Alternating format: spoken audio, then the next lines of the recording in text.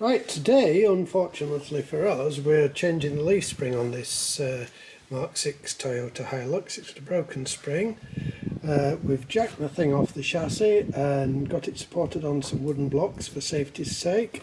We've also got a axle stand underneath the tow bar, and we've got a trolley jack just taking the weight of the axle.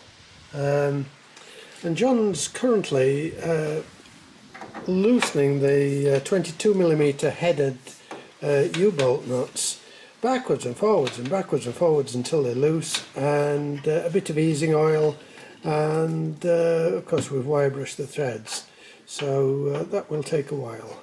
And you don't actually have to take the shock absorber off, because when you drop the bottom plate off the U-bolts, it just swings out of the way. Now, the nuts that came off the U-bolts are not symmetric. There's a diameter on one end and just an ordinary chamfer on the other. We don't actually know which way up they should have been, because this job had obviously been done before, and the nuts were a jumble of different ways up. However, they were with a spring washer, so we are assuming, that is assuming that the spring washer was an original part, that they go chamfer up. So if anybody does know which way up they go, just give us a line and we'll add it to the video. After some considerable effort, the U-bolts are out. Rescue the rubber buffer,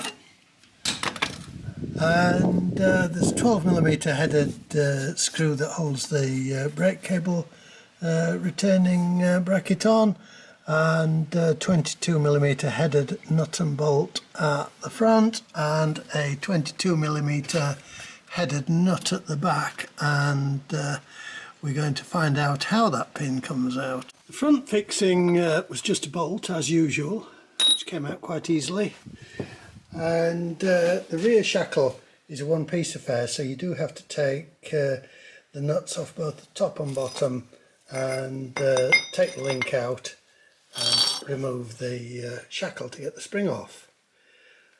It's quite taken us by surprise, because somebody's done this before and put poly bushes on, so we're just going to change those onto the replacement spring.